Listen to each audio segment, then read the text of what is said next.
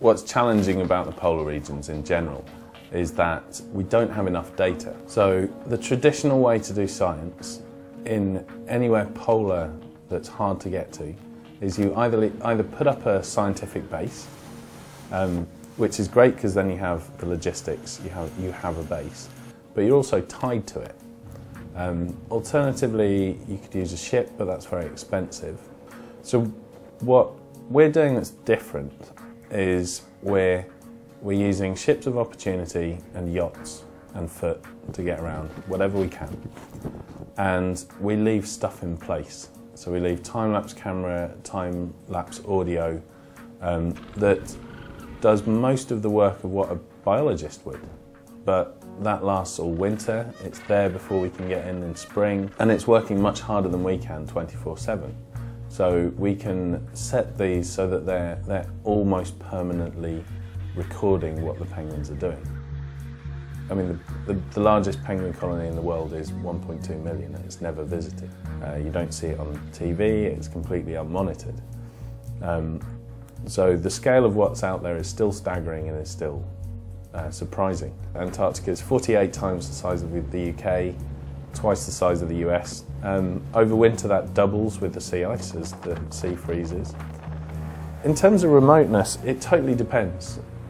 It's more time rather than distance. When you're on a tour ship, you're 2 days from the tip of South America. Some of the remote islands, you're easily 8 days from help. And of course, then no one's going to come and help you, or if the weather changes, that's it, you're cut off. That means a lot of medical training. We spend a lot of time sorting out communications and weather reports and things like that, and really looking out for the other members of your team in a very harsh environment. It's a challenge and a joy being that remote, both personally and scientifically. I mean, scientifically I'm going there because it's not been done, and personally that's very exciting.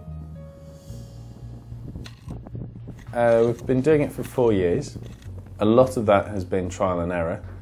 We've buried cameras in snowdrifts, we've had rock falls. Oh, that's not good. We've definitely got it right now.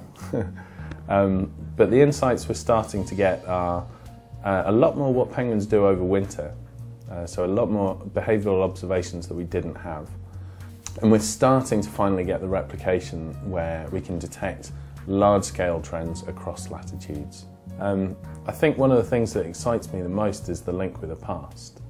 I mean, you're very much in the footsteps of these giants, these explorers, and quite often their anecdotal data or their first observational data is what we're trying to repeat, but with a lot more detail and over a lot more sites.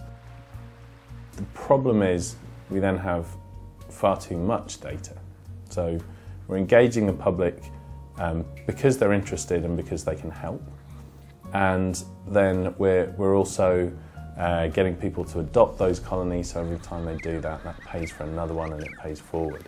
So we're really filling in the gaps of these huge gaps in polar monitoring.